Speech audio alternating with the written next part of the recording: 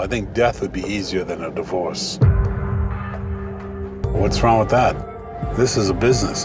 The more you charge, the more people are willing to pay. They didn't give me a lawyer. Pay this $11,000 or go to jail. After 2 hours, we will have spent more than most people in this courthouse make in a year. Your home, your valuables are all going to be sold to pay the lawyers and people like me. He still made a decision to take my son away from me. His birthday was last week and I didn't get to see him. And the lawyers are throwing gasoline on that fire. The system is designed to create conflict. Deaths, suicide, murder. This is the Deen Show. Assalamu alaikum. Walaikum assalam. How you doing, Mustafa? Alhamdulillah. Sheikh Mustafa, Imam Mustafa. Alhamdulillah, doing excellent. How you been? How's everything over there in Cali? Things are good. Alhamdulillah. Things are going actually really well. I heard you guys went in reverse now with the phases that they have in different cities. Is it reopening, or what's going on with the whole COVID thing down there? We were reopening until recently, but last week the governor issued turnaround on that. So all restaurants indoors have to be closed. In fact, he actually issued that all masjids inside, all churches, all religious organizations cannot hold in-person services indoors. So everyone's doing it outdoors now. Everyone. So the masjids are back. They were open. Now they're back to being shut down? They're back to being shut down officially. I cannot even go into my masjid legally because we're not allowed to. So we just do it outside in the parking lot. So we had Eid last week, and I did like 4 khutbahs outside in our parking lot, which is totally legal. So basically like restaurants, Denny's and all those restaurants, they're actually having tents in their parking lot, and people are going and eating in the tent because they can't go inside the restaurant to eat. I'm just curious. Before we get into what we intended to talk about, I'm just curious. Like I've heard many Christians, they've actually fought this. They said it's unconstitutional, and they actually fought this for their religious freedoms and whatnot. Have you heard anything about this? Yeah, I've been following that. A lot of Christian groups actually reached out to us as well and said, hey, do you want to join us in the fight against this? This was quite a while back, about a month ago. So we looked into it, and the way that it works in America is that there's states and then there's the federal government.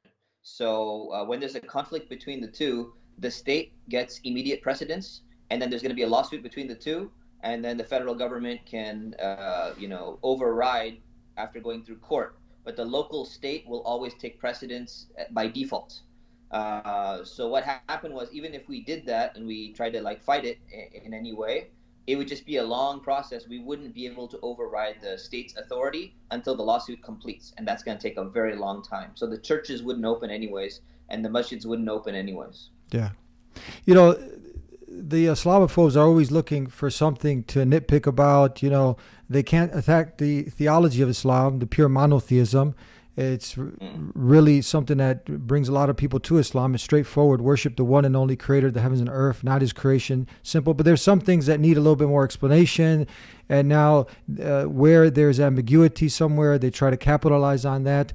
One of the things out of the many, and usually if someone's not being disingenuous, they're really sincere, looking for the truth. I'm sure you've experienced so many times when you sit with an individual and you explain things in context. Maybe you can give some examples on one of those true stories. People are like, oh, that makes sense.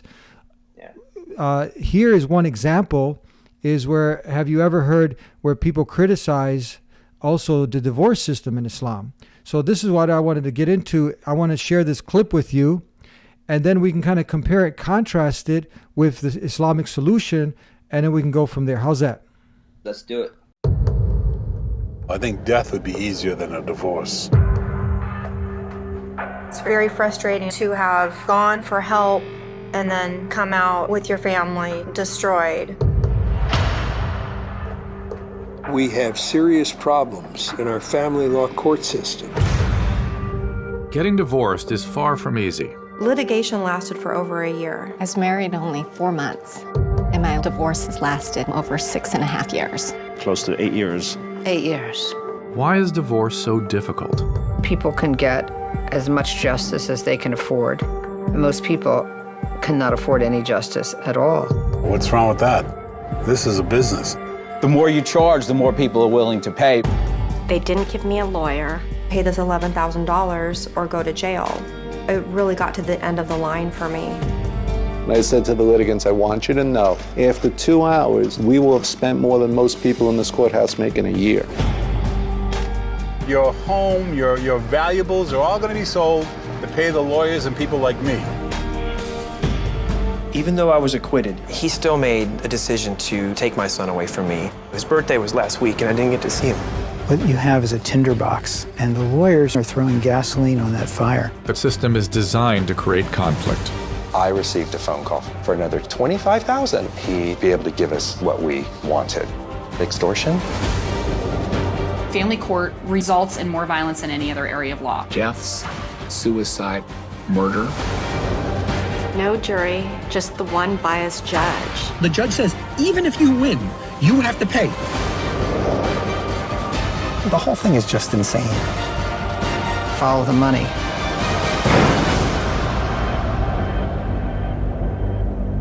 Okay, so that's actually the trailer from a documentary called Divorce Corp. It's interesting that you had, I think, in today's day and age, when we try to promote morality and you bring up marriage to someone besides the people who try to attack Islam on the different variant things, but you've probably been in that position where you talk about marriage and a person who's maybe gone through it or heard the horror stories.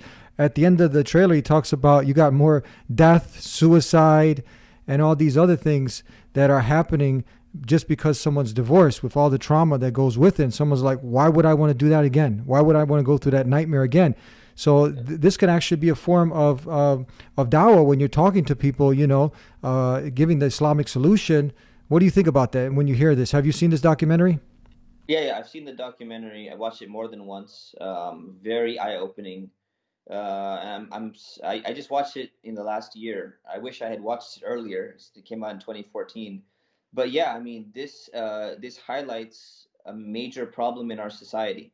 And Islam is, alhamdulillah, such a beautiful religion if only people would understand what the reality is that they're living in, and they realize what Islam really taught about marriage, about divorce, about all these things. They would begin to appreciate the teachings of Islam. And I've had this conversation with many people, Muslims and non-Muslims, and the moment they realize what Islam actually teaches about both marriage and divorce, the value of marriage, and also the possibility of divorce, as well as the simplicity of divorce and marriage, they're amazed, they're shocked, and they're like, well, why don't we practice this in our society? This would be better for families in general.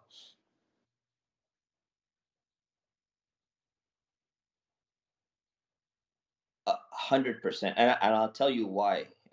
I've been telling a lot of my friends, a lot of my Imam friends, that they need to watch this, because what happens, and I've been guilty of this myself, right? You have a couple come in, they're married, by the state, and they're considering divorce, and they don't seem to be working out how they want to go about getting divorced. So the Imam is like, look, I don't have time to deal with these things in detail. I can't, be your arbitrator or, your negotiator. Usually end up telling the guy or the girl, you should hire a lawyer. That is like the worst thing. That's the worst advice that any Imam can give, except in like the most extreme circumstances, right? Because what you're doing is you're basically putting people into the divorce corp, not divorce court, right? Divorce, it's a corporation. That's what the documentary is about. So you basically you've ruined the person's life by giving that one statement of advice saying, you know what, you should go to a lawyer, or you should go through the court, rather than trying to settle it the Islamic way out of court by going through mediation or something like that. So I've done that, and I know many Imams who do that because they're like, well, that's outside of our jurisdiction. Like we just offer advice, but that one piece of advice can destroy somebody's life for a year, 5 years, 10 years, destroy families down the line. So we need to be very careful of what we're saying. And one Imam actually told me about the documentary, and then he's like, you need to watch this. So when I finally watched it, I'm like, man, we need to tell everyone, every Imam, to watch it in particular. Inshallah, we can get this out to every Imam, every scholar out there, because I think it's very important. Some highlights of it, I remember them talking about how the couple, they'll come in and they'll try to have an amicable divorce. They'll try to go in and just peacefully resolve things. But then what happens, the lawyers have them fill out the paperwork. They see how much they're worth. Pretty much they see how much they can milk them for. And then they start pumping them up. They start, it's already a tinderbox, as they say. It's already fragile. And now they start, waswas. They start to go ahead. The shaitan starts working through these lawyers. They pump them up, and it's a full-out war. Yep, that's what happened. They put a lien on the house. They put a lien on your car. And they know they're going to get paid at the end of the day because that's the way the system works. And then you also, another highlight is there. And then what they have is they have the lawyers who are, again, putting gas on the fire. And then they end up, there's one part I remember, they had someone to come in, a psychologist, to go ahead and see, like, what's the status of the children. Do you remember that part? I remember that part. Very sad. Mention what that guy did. Yeah, that guy, that person was someone who was the most morally degenerate person, and he had all these like scandalous photos of himself doing some crazy like what's that, like I think it's where they do like that, the person yes, that leather strap and beating himself. Yeah, leather and strap. What's that? There's a name for it. It's like I forgot. Huh? You mean BDSM? Is that what does that stand for again? It's like bondage, domination. Yes, something like that. So now that person is evaluating your standing with your family. He's going to give you advice. Can you imagine? The courts bring that type of person in. Exactly. Yeah. Exactly. Yeah, that was horrible. And another thing I loved about the documentary, it was designed. It's designed for skeptical people, and I like that sometimes in documentaries. Sometimes people are always skeptical, and they're like, I don't know about this. Maybe there's no alternative. The thing that I really loved about them is that it's coming from a Western perspective, right? It's coming from an American perspective, and what they say is, well, this is a huge problem in America in particular because it's all become about money. But he goes, it's not about like gender. It's not about gender inequality, or that's not the issue. So they give an example of Scandinavia, and they say Scandinavia is one of the most like egalitarian regions in terms of like, feminist movement, influence, all that stuff. And they're like in the world, and they don't have this problem, right? They don't have these issues because they didn't make it into a business. And I think that's a great example that resonates with a lot of people who are either skeptical or people who are non-Muslim.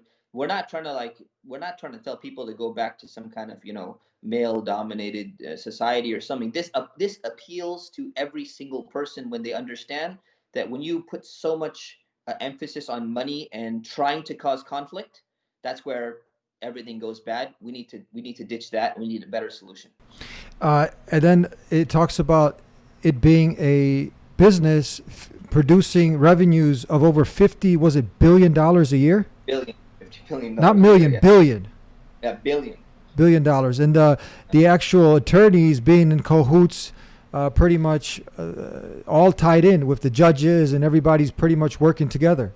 The judges too. The judges are, they become politicians. They end up running for political offices. So they're working with the lawyers. They have campaigns, so it's some shady stuff. Because a lot of times we go away from the divine system and we think there's something more just. So we do injustice to ourselves. Do you see that happening? Yeah, I definitely see that happening, yeah. So now, I think, like you said, everybody should watch it. It's something that should, because the haters out there, they try to put doubt in you to what Allah has revealed to you. And now when you see like the simplicity, and someone out there who I mentioned, someone who, because I think that's another thing of the fitrah, the natural way for people to want to have a family. And if you don't have a family, if you're just out there, following your lusts and desires and whatnot, and then you get exposed to these things, and you have a nightmare of a situation that happens, then it kind of blocks you. It hinders you in life. But now when you come talk to someone, I know when this has been explained, the simplicity of someone can actually get married, and they can do it something in such a wholesome, beautiful way. You talk about this in your classes, where it actually lasts for like the Islamic marriage can literally last, you said, like a minute? Yeah. If you want the fast version. I've done a contract in like 30 seconds. Yeah. 30 seconds. 30 seconds, yeah. Yeah. So this is amazing. But now, before you even get to that, we were talking before about there's another institution, Muslim therapy. A lot of times imams will outsource. They'll outsource to when couples come to them and they want marriage therapy, they want some counseling. And now we find out, I found this out actually a long time ago from one of my guests, Laura Doyle, who is a best-selling New York Times bestseller from the book Empowered Wife. And she talks about how she would try to save her marriage, and she ended up going to traditional marriage therapy, and she spent almost like around $10,000+ and she said it was a waste. It's broken. It doesn't work. You're coming across the same information. Is that right? Absolutely. Yeah, 100% is exactly what. Now, you didn't say like 95%. You said 100%. 100%. Why would you say that? I'm seeing so many cases of this in our community now. I mean, maybe someone will say, oh, those are the cases you're getting. But I get a lot of cases. And that's exactly what's happening to a lot of people. They come in and they're like, we've been trying, couples therapy. We've been going for counseling. We've been going for this.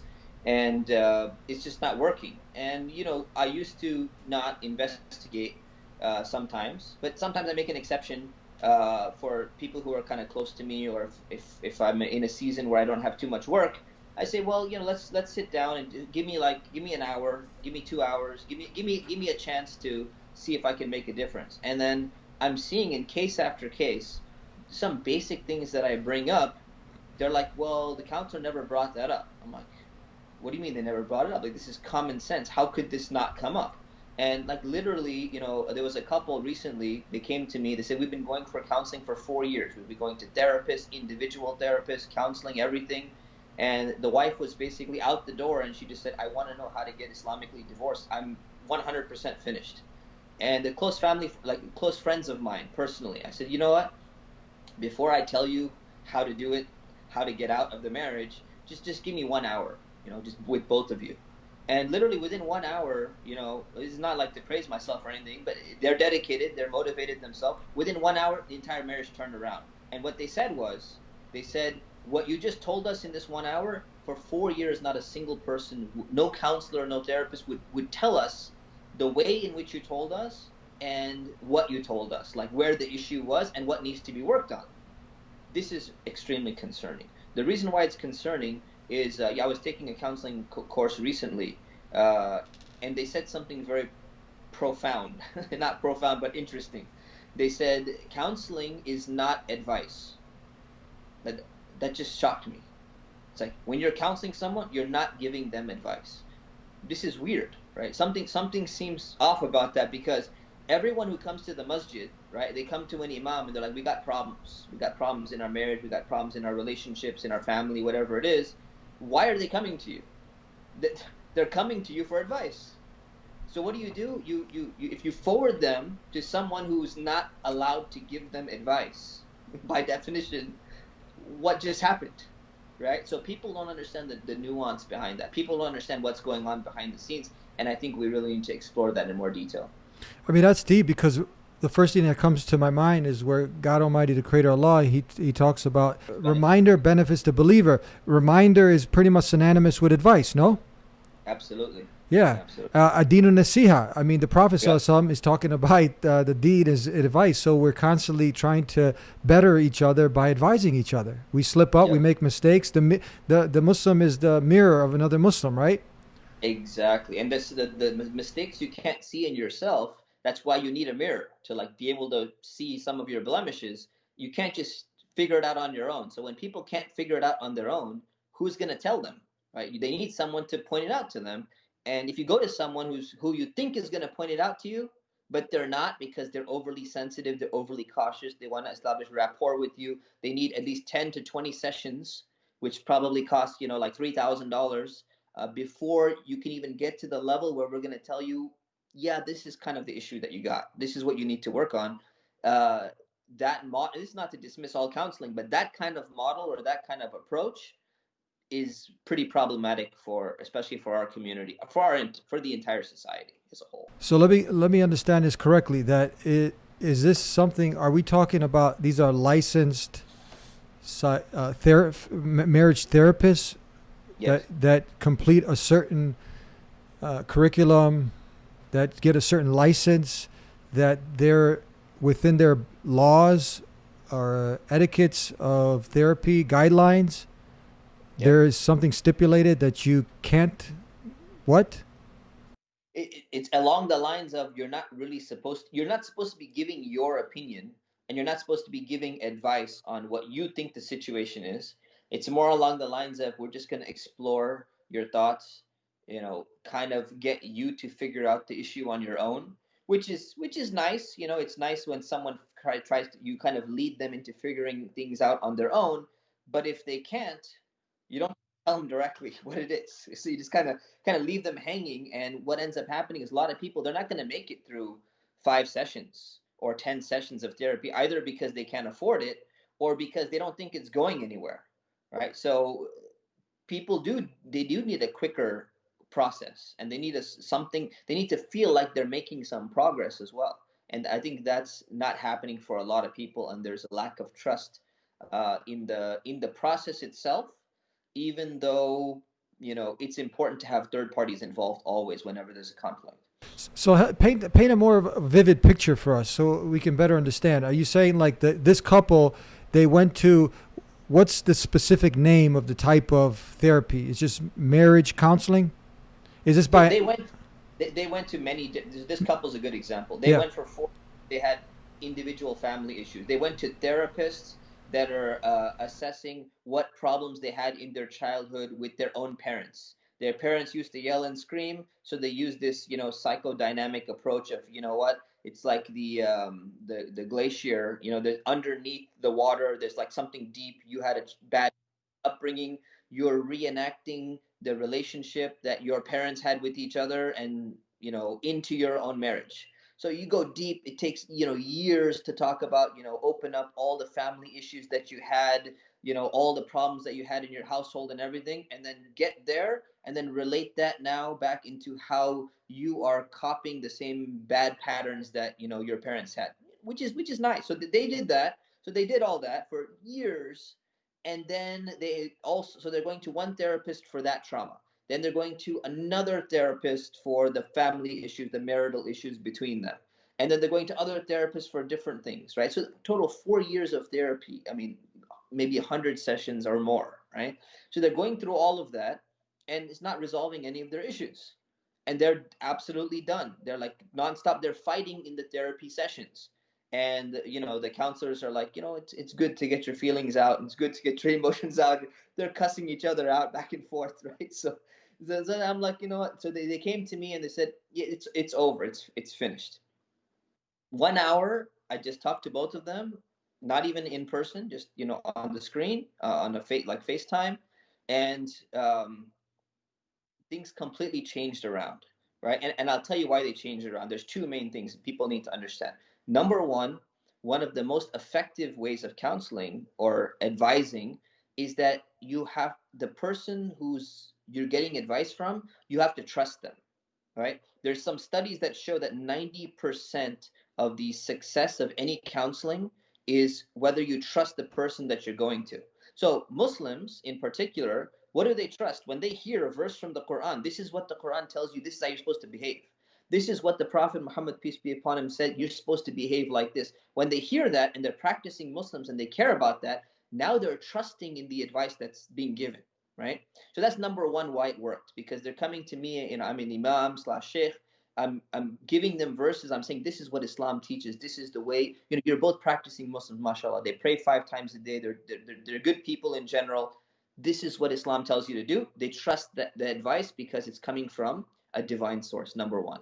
Number two, the other issue was none of those people were openly saying what the issue was. They're just kind of going all around, tiptoeing around the issue and not addressing it directly.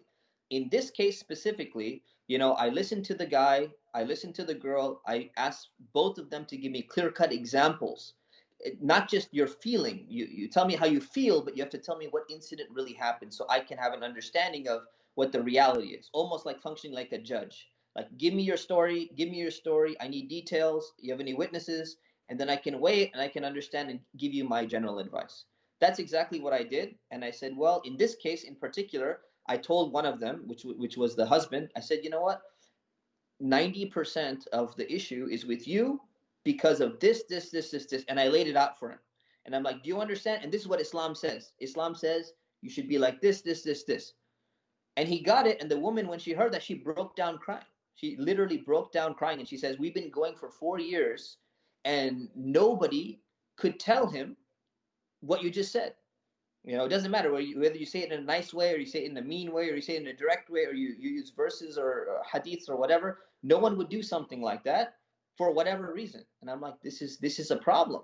Why are people not directly addressing the issue? Because it almost feels like you're taking a side, right? And this is one of the issues in counseling that we had discussed this before. This guy named Terry Real, he's got a pretty good website, terryreal.com. He has one article about, joining through the truth. Says sometimes a counselor needs to take a side when they see someone is clearly wrong. Otherwise, you're just building up credit by validating a person's feelings, but you never cash in that credit. So sometimes you got to take sides and say someone's got bad behavior. Someone is, talking. If a woman is, yelling and cursing her husband out, she needs to be told that this is not acceptable. If a guy is doing the same thing to his wife, he needs to be told this is not acceptable. You need to work on it. So people are not being direct.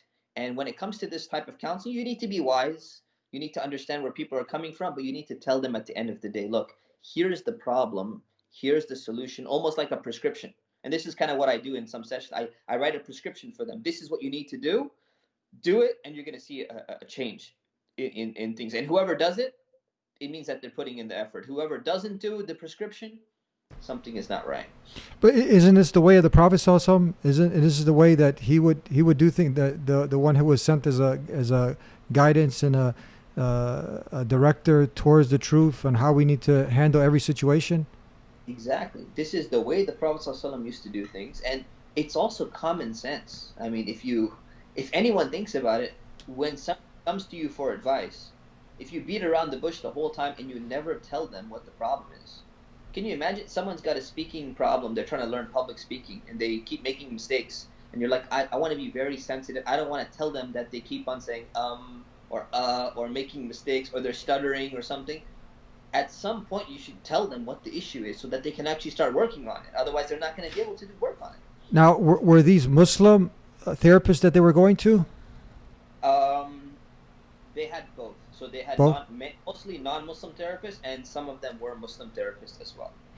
Did you have also some Muslim therapists, like do Imams take a certain course, then are there certain elective courses, or how does it work? How much training do you have to get, is it a license that you get in this area? For Imams? No, yeah, for someone to complete a certain marriage therapy course, what is it that makes them a registered therapist? And have some Muslims that have completed this requirement, that have this license, they're copying this way, they've seen the flaws here, have they shared some of their experiences and their concerns with you?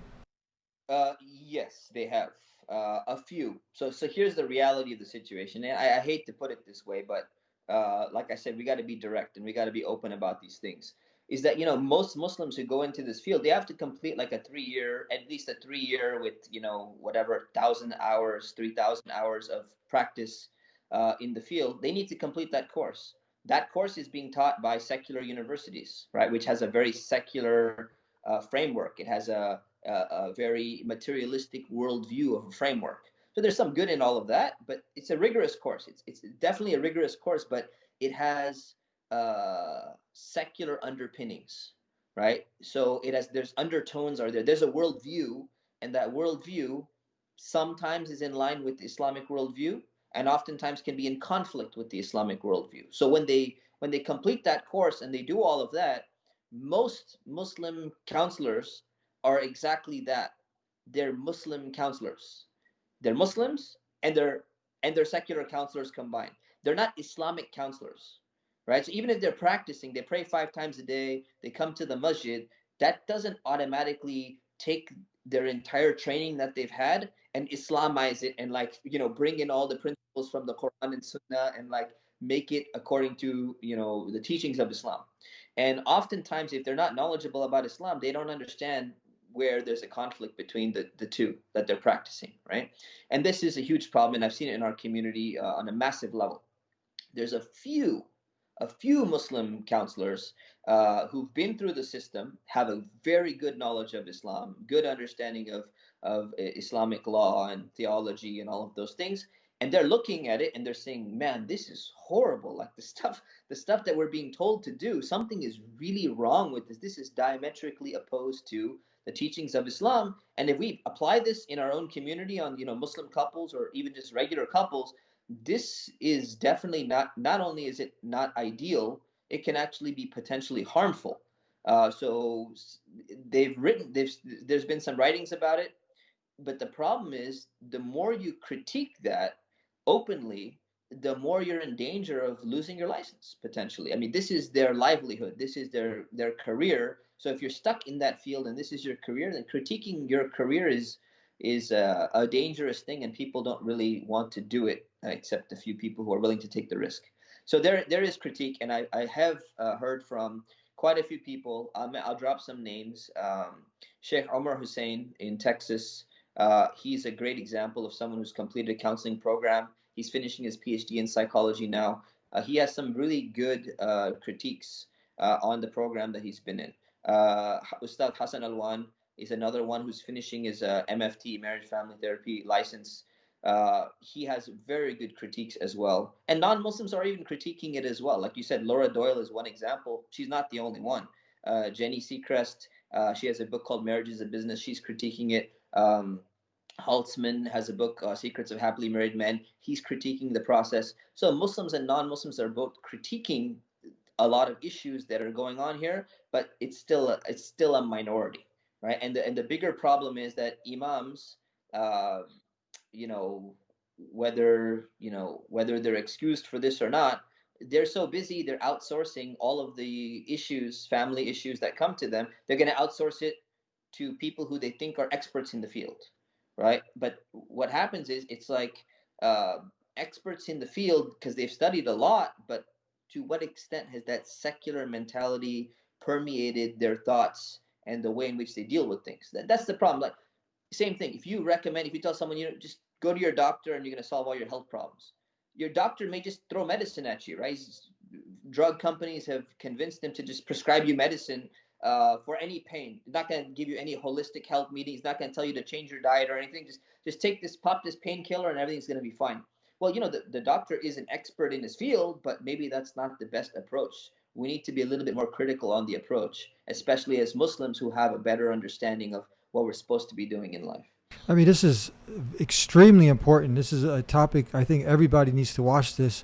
Everybody that wants to have a family is in a family. Every imam, every scholar, just everybody needs to watch this. I mean, marriage is half your deen.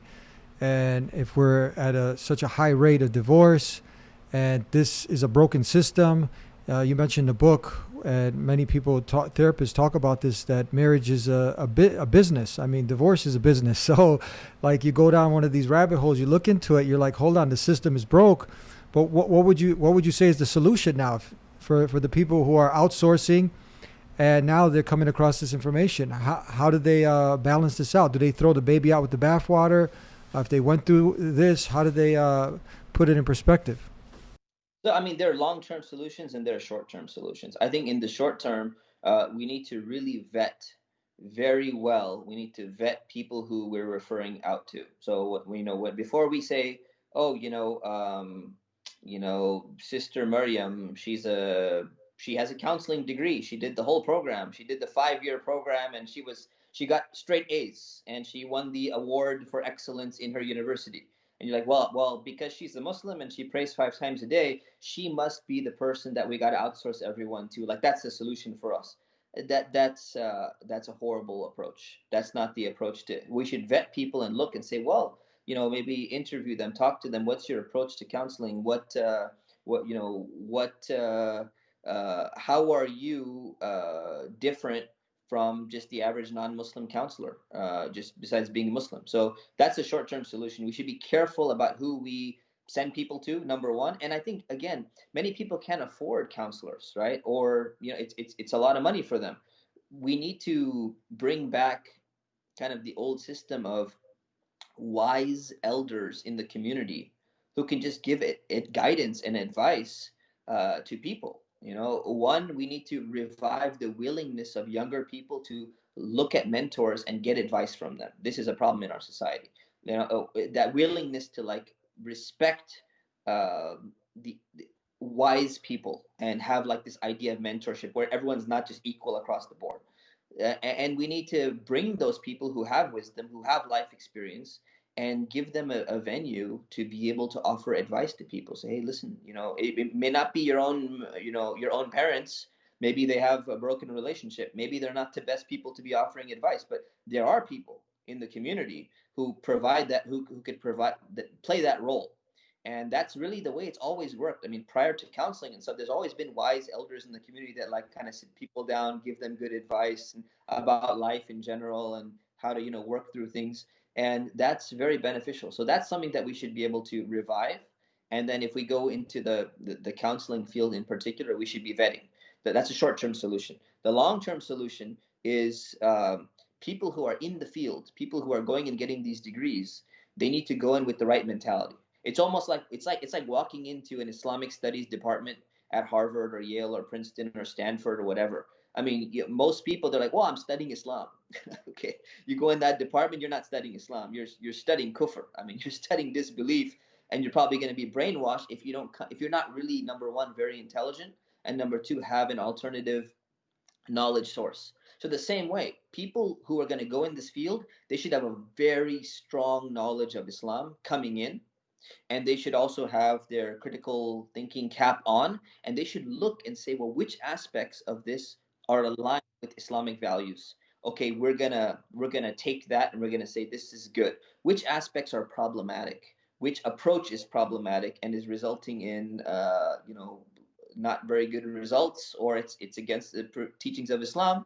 We need to critique that. We need to be open enough to either write some blog posts about it. We need to go and tell people, hey, this is a problem, and we need to offer alternative solutions. So alternative counseling, or what I just started calling this uncounseling, basically. It's like, you know, we need an alternative way of doing the counseling process, but without being bound by principles like you're not supposed to give advice, you're not supposed to give your own opinion, or you're not supposed to do things like that. And just to repeat, that is pretty much in the system now, that you're not supposed to give your own opinion, you're not supposed to give advice. This is the contention that you have and scholars have, because the deen is advice. And you mentioned something about Laura Doyle that, no, I thought about Laura Doyle, and I really recommend her book, Empowered Wife. She mentions exactly what you said, that how she saved her marriage was she started to go to people after this failed, this system of the common marriage counseling, after she wasted so much of her time and money with her husband and still didn't work. Then she went to people who had been married for 20, 30, 40 years, people who have been veterans in the area, people who had more knowledge, experience, and she started to ask them, like, how did you make it work? She started to do like the elders in her community, like you're talking about. And this is how she actually came across many gems, wisdom that helped to save her marriage. Yeah. And I was thinking about, a lot of times you go into these, we think this is like the gold standard. This is like almost like divine. Like we don't question. This is like they have all the data, all the science, and you know, this is it. If it doesn't work here. And many of these people, when you look, a lot of them are divorced themselves. They are unhappy. Many of them are also in shambles. Their life is upside down. And many of them don't have God in their lives and are atheists. And what do you, I mean, you might get some few good pieces of it, something that you could benefit, but overall, I mean, does that raise a concern?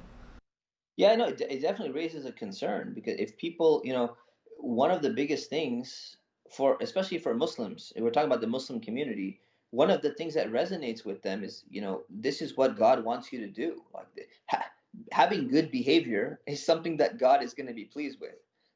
That's a big motivating factor. And if you're behaving badly, you have bad akhlaq or bad character, bad manners, the way in which you're speaking, the way in which you're doing things, the way in which you're being so selfish and only caring about yourself and not so much, you know, either your spouse or the rest of the family or something, that plays a big role in keeping our behavior or our nafs, our ego in check.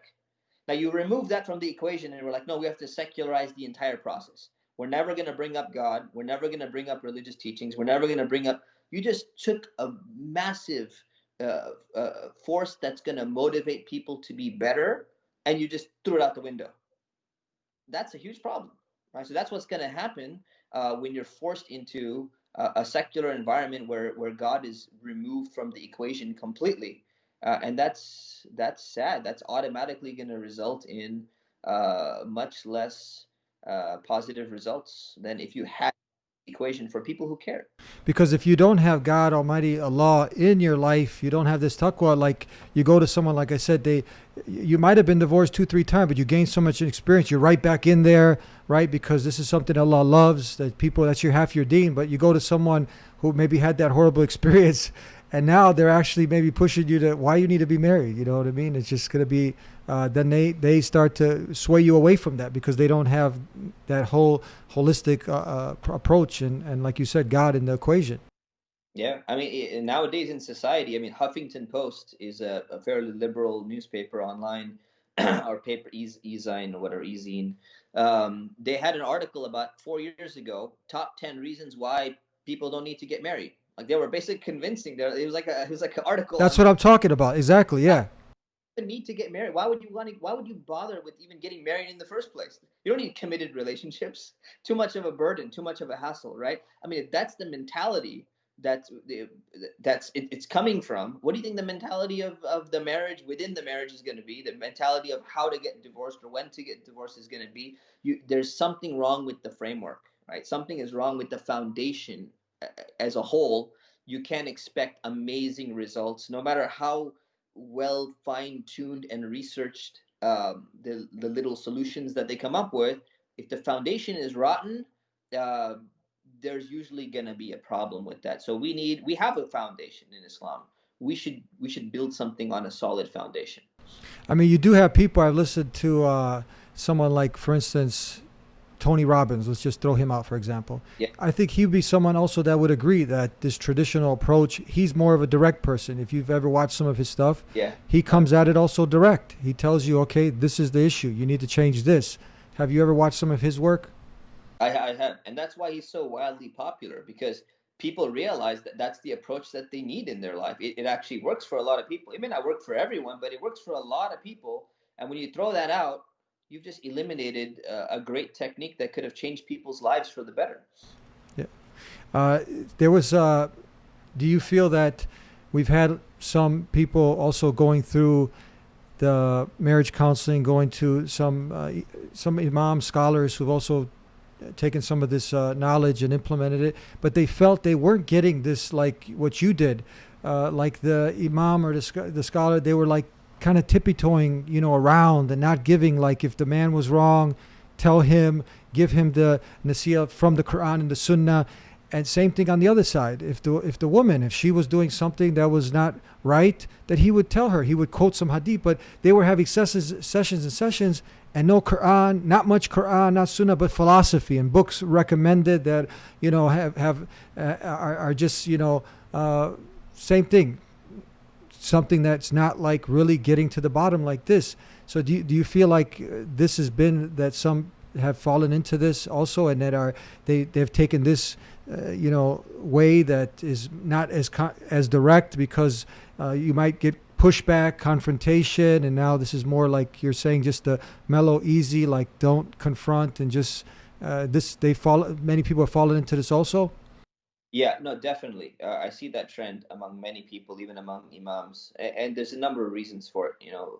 The first reason is because people nowadays, they are more sensitive than they used to be. That's just like we've raised a generation of ultra sensitive people who want to be handled with like silk gloves, and that's a problem. So Imams realize that they're like, we got to be very careful, because if we say something wrong, then they're gonna be like, oh, I'm never coming to the masjid again, But at the end of the day, maybe like in your first session or second session, you could be a little bit, careful about how you deal with someone.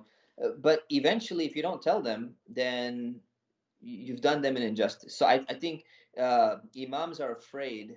Many Imams are afraid of alienating people away from the masjid or from the religion of Islam by saying something.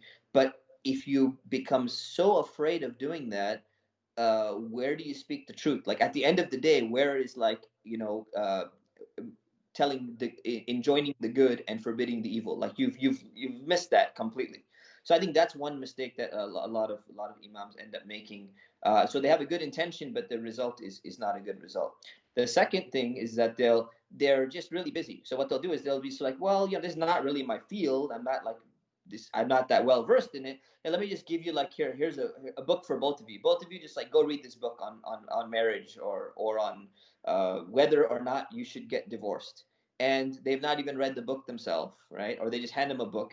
And that's not a good approach either, because usually there's one of the partners, one of the husband or wife is going to read the book because they're a reader, and the other one may not be a reader. So it's like, well, you read the book, you didn't read the book. Oh, why don't you just sit straight up, like get to the bottom of the issues? And sometimes the book is not even addressing the issues that they have. It's just talking about in general, try to be nice and try to be this, but you're not addressing the problem itself. So I think that's another concern, another issue. And there's the third thing, is that a lot of imams are afraid to take a stance, just like anyone else. If you give advice to someone and say, you know what, like this is the problem, or if you tell someone, you know what, your situation is so bad, I would advise you to get out of this marriage. You're gonna have to live with that decision. Maybe they're gonna come back to you 6 months later and say, how could you say that to me? I say, well, based upon everything that I saw, this was what my advice was. People are afraid of giving advice, or vice versa. You know what? It's really not that bad. You could work this out. You can forgive and forget, and everything's going to be fine. You should stay in the marriage. And then all of a sudden, like that marriage becomes even worse. And then they come back to you 6 months later and say, well, I came to you and you told me to stick it up in this marriage, and look what happened. Look how bad it was. So it's like when you give advice, you have to own that advice, right? And there's consequences of giving that advice. That's where there's a danger. And people are afraid of the liability, right? Not only like legal liability, like that counselors have, it can come back to, haunt them, but just the moral liability that someone's going to come back and blame you. But the reality is, if you're good, you know what you're doing, you're judging, you're pretty wise, you understand how to do these things, you have good Islamic knowledge, you offering some clear-cut advice, when you give that advice and it's good, based on experience and knowledge, you own it, and you're going to get critiqued. I mean, I think a lot of imams will also fall into the whole popularity cult of, if I say this, then I'm going to lose my popularity, or I'm going to be degraded or shamed, and then the justification in the back of their mind is, I won't be able to do as much good as I'm doing. So they don't have like a bad intention, but it ends up preventing them from doing what they should be doing. And that's a struggle that I think any public figure goes through. Like, if I say this way, or if I do this, there's a lot of people who are not going to like it. They're going to critique me for it. They're going to criticize me for it. But again, as long as you're doing it with wisdom, if you don't speak every single time you're supposed to speak, or you should speak, because you're afraid of the consequences, then, who's going to say that? Who's going to make that statement? So it's the same thing when it comes to, giving advice to people. If you're afraid that the advice is going to come back to haunt you because someone's going to hold it against you, that fear should not be a paralyzing fear which prevents you from speaking the truth. What do you think has happened also? I believe one of your courses you talk about this, where you'll have so many hadith on a particular topic, and the one who really does justice to it, that person takes everything in context, a holistic approach, right? Somebody can just take, and I think you give this example, let's say how the Prophet ﷺ dressed, for instance, and you would think that's all he came for, is just to teach people how to dress. But then you have all these other hadith you're missing about on good akhlaq, good character, right? So then also with marriage, I mean, it's nice, obviously. I mean, how would the Prophet ﷺ, when you would come, I mean, you have a hadith where the Prophet ﷺ, and this is one of those where a person doesn't shy away from speaking. There's no hesitancy, where he'll say, that the Prophet ﷺ said, whoever treats the best of you are those who treat their wives kindly, right? And he talks about, listen, treat women kindly. He talks, being patient with your wife. And there's this we hear a lot of. But then you don't hear much when the Prophet ﷺ would give advice, keep it balanced. So we need to be kind with our wives, patient, to provide, maintain, protect, etc., etc. But then a woman will come to him, and do you think it's because of the context of the times we live in? People are like scared to come out, where he would say, look, evaluate yourself concerning your husband, because he's your Jannah or Jahannam, right? You'd hear these things. He would say directly, you know, that you would obey your husband, respect him, and you can enter any of these doors from Jannah. Allah even says in the Quran, the righteous women are those who are devoutly obedient. Oh, nowadays, if you say something like that, it's like the whole feminist push. And it's a shame that you'll even have some Muslim sisters be like, hold on, they'll rebel back. But this is actually rebelling against the Quran. So have we lost that balanced approach? Yeah, I think we've definitely lost the balanced approach, and that's because of what's happening in our society. In the other book, I think it was in The Secrets of Happily Married Men, they had a very interesting study that they shared. They said 75% of women initiate divorces in America. So they gave that statistic to a group of university students in America, and they said 75% of women initiate divorces in America. Who do you think is at fault? And they said, yeah, it's obviously the men. That's why the women are initiating the divorces, right? Because the men are at fault. So then it was a psychological experiment. So they went to another class, same university, and they changed the statistic, and they falsified it. And they said, actually 75% of men initiate divorces in America, which is not true, but they were testing, right? So who do you think is at fault? And they said, it's the men. So basically, even if you give the wrong statistic, right, if the men are initiating it, the men are at fault. If the women are initiating it, the men are still at fault. So what's happening is that there is an anti-male bias in our society when it comes to, you know, marital issues and these things. And that's partly because people are trying to overcompensate for some of the wrongs that were done in the past, and many of the wrongs that are still taking place. But overcompensating gets us away from the balance that you were mentioning, right? We have to remain balanced, and I think that's the trend in our society right now. And a lot of Muslims, they automatically jump on the bandwagons of trends, and that's as well, right? So people are afraid, right? It's super popular. So if I go on my social media, you know, and I make a little video about, you know, listen guys, you know, you need to treat your wives properly. You know, you need to take care of them. You need to love them. You need to give them gifts. You need to have mercy with them. I'm going to get like 1,000 likes or something. Now, if I flip that post around and I go, listen, sisters, you know, you need to show respect to your husband. Don't like talk back to him. Don't disrespect him. This is going to improve your marriage. You know, give up your opinion sometimes and show proper, diligent, like dutifulness to your husband. Yeah, it's not going to get, it's going to get like 1,000, you know, negative comments basically blasting me. You know, how dare you talk, you know, to talk about women like that? And you're not even a woman. You don't understand women's experience. You're a male chauvinist. You're this, you're that. So that's a sad reality of our culture, where we're prevented from having that balance. And even if you put both in the exact same video, it might dampen some of the harm, but it'll still happen basically. And that's a problem, because that shows you the trend in our society, and people, when they go against the trend, if they're going to be attacked, they're afraid. So just like you said, you know, you quote the hadiths about guys being good to women and being good to their wives, you're going to get nonstop applauses and thumbs ups and everything. You try and do the opposite, you're going to get blasted.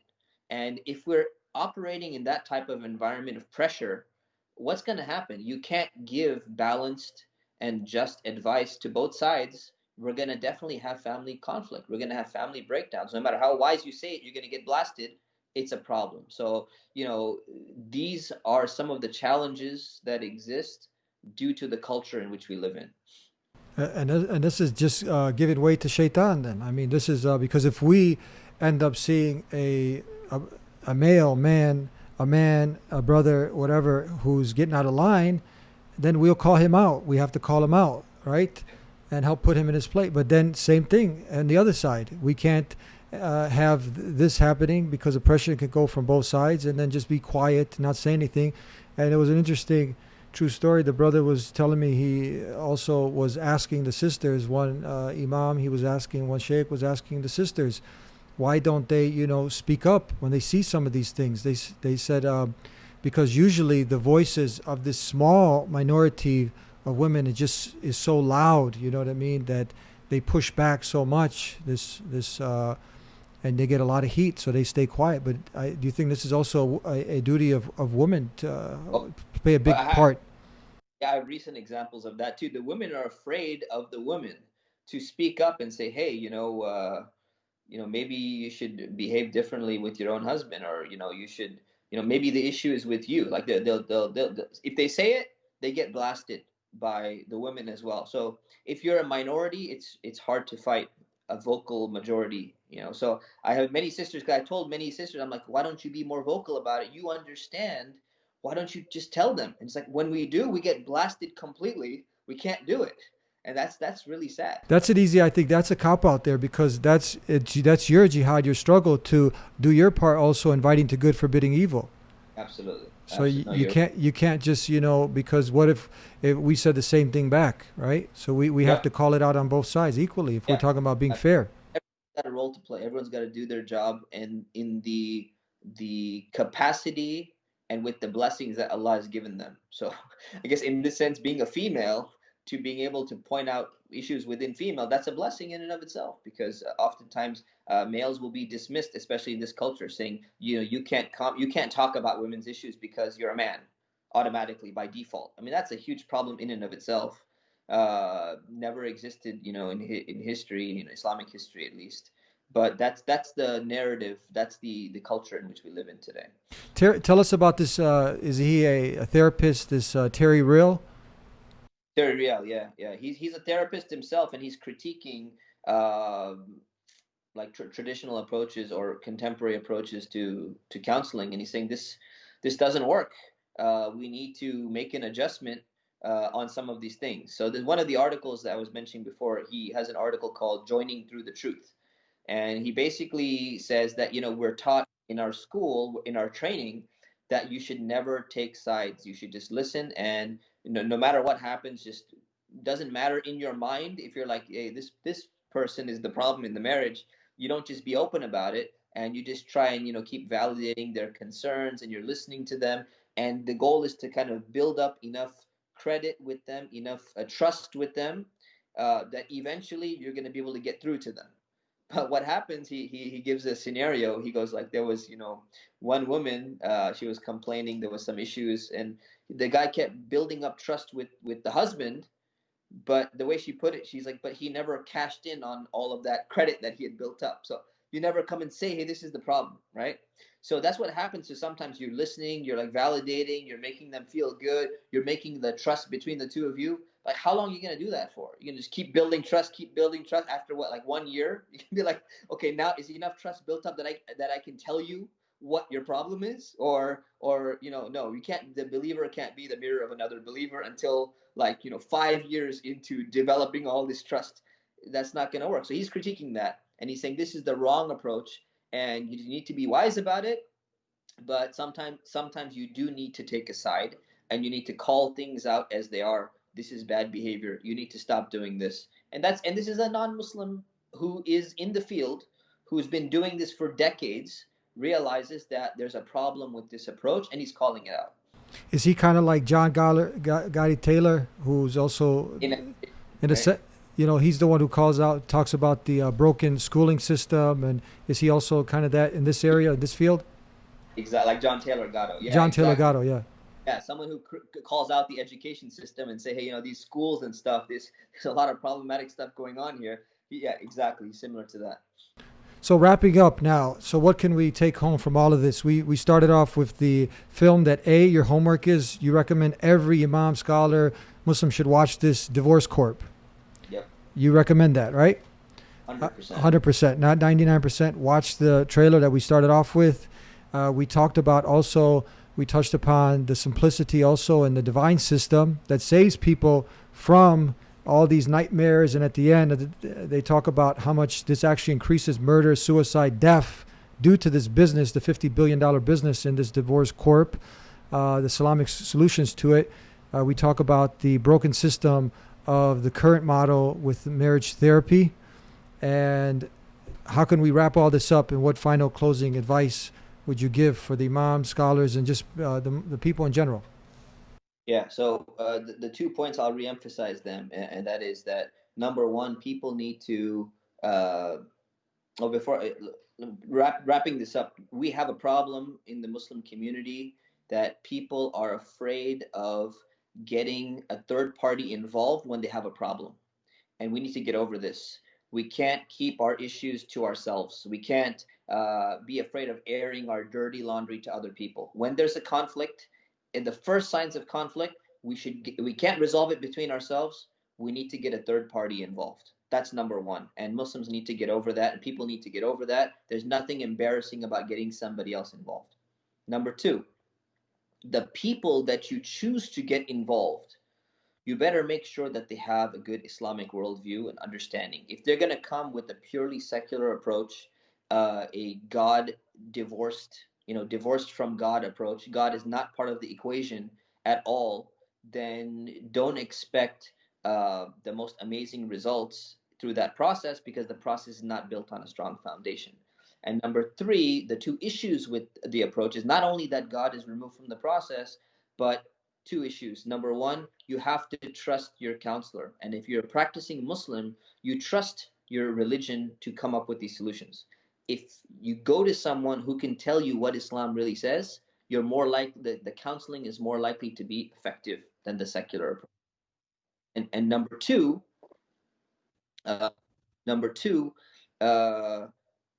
when you go, people need to tell you openly and directly what the issue is. And if they don't tell you what the issue is, and you keep spending tens of thousands of dollars on things, and they're not being direct with you after a session or two in a wise way, you're beating around the bush. And we need to stop beating around the bush and tiptoeing around issues, because they're not going to get addressed if you don't tell them directly what the issue is. Stop beating around the bush. Tell us what Allah subhanahu wa ta'ala wants us to hear, and the last and final message sent to mankind, because here we have a divine system. We have all the solutions. So stop beating around the bush. How's that? Perfect.